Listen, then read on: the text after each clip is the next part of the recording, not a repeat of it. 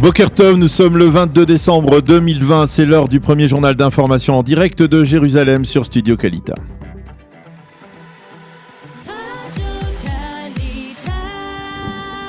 Direction nos studios à Jérusalem avec notre correspondant Daniel Haïk. Bonjour Daniel, à la une de l'actualité en Israël, bien sûr cette tragédie, l'assassinat d'Esther Orgen, une nouvelle dramatique pour l'État d'Israël et pour la communauté francophone d'Israël en particulier.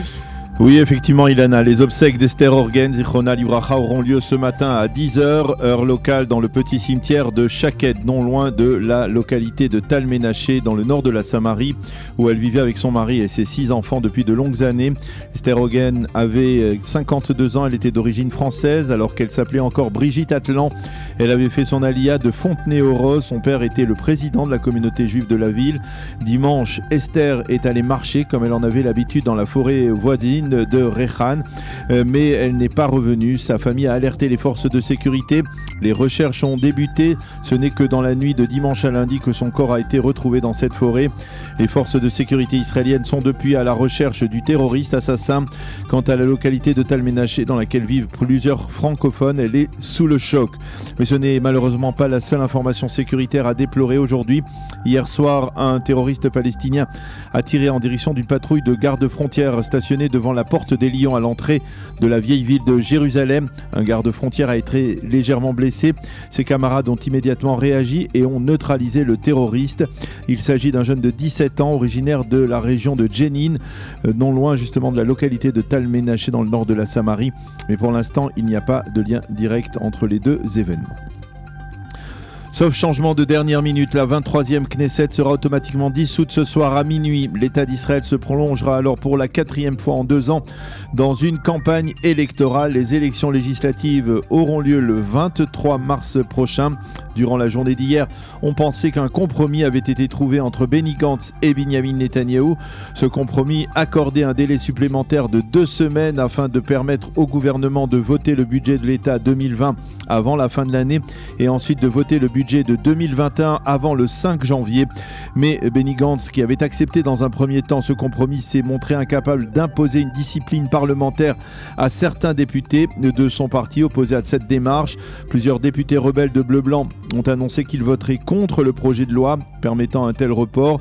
Et effectivement, les députés Asaf Zamir, Ron Shefa et Miki Haïmovitch ont voté hier soir contre ce compromis. Plusieurs autres députés bleu-blanc ont choisi de s'abstenir. C'est également ce qu'ont fait les ministres travaillistes Amir Peretz et Itzik Shmouli. Mais c'est de facto une députée Likoud qui a scellé le sort de ce gouvernement. Il s'agit de Michal Shir, connue pour sa proximité politique avec Guidon Sa'ar. Celle-ci a également voté contre le compromis et ce en violation des directives du Likoud. Résultat, le projet de loi qui aurait permis d'éviter des élections a été repoussé. 49 députés ont voté contre, tandis que 47 seulement l'ont soutenu. Binyamin Netanyahou a rendu hier soir Benny Gantz directement responsable de cet échec. Nous devions trouver par tous les moyens la possibilité d'empêcher des élections, mais à la dernière minute, Benny Gantz s'est rétracté et a repoussé les mesures que nous avions accepté de prendre ensemble pour freiner, je cite, la dictature judiciaire et juridique. Il n'a pas résisté aux pressions. David Nissan-Koren a déclaré le Premier ministre avant d'affirmer que Bleu-Blanc nous entraînait vers des élections superflues, des élections que nous allons malgré tout remporter. Fin de citation. Quant à Michal Shir, elle a annoncé qu'elle allait démissionner de la Knesset aujourd'hui. Je suis en plein accord avec ma conscience. Ce vote est la seule chose que je pouvais faire pour mettre fin à ce spectacle piteux d'un gouvernement d'union nationale totalement divisé. Et puis on terminera quand même, Daniel, par une note d'espoir. Une nouvelle page d'histoire s'écrit à présent dans les relations israélo-marocaines. Oui, c'est un vol historique de la compagnie El Al qui conduira aujourd'hui une importante délégation israélo-américaine directement de Tel Aviv vers Rabat au Maroc. Le premier vol direct entre les deux pays qui scellera ainsi l'accord de normalisation annoncé il y a 10 jours. La délégation israélienne est conduite par Meir Ben Shabbat, le conseiller à la sécurité nationale qui est lui-même d'origine marocaine. La délégation américaine, elle est conduite par Jared Kushner, le gendre du président sortant Donald Trump, a été reçu hier à la résidence de la rue Balfour par Binyamin Netanyahou, qui a profité de cette occasion, probablement l'un des derniers séjours de Jared Kushner en Israël dans ses fonctions. Donc Binyamin Netanyahou a profité pour rendre hommage à l'action de Donald Trump et de Kushner en faveur de la normalisation entre Israël et les pays arabes modérés. Netanyahou a également remercié le président Trump et Jared Kushner pour avoir défendu la cause d'Israël au cours des 4 dernières années. C'est la fin de ce premier journal d'information.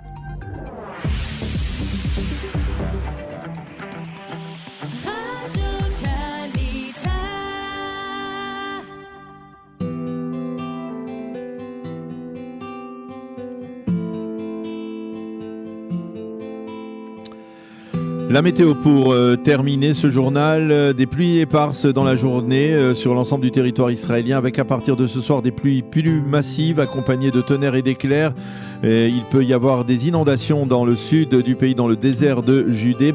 Les températures seront en baisse, 16 degrés aujourd'hui à Jérusalem, 20 à Tel Aviv et 24 degrés à Eilat. Voilà pour la météo.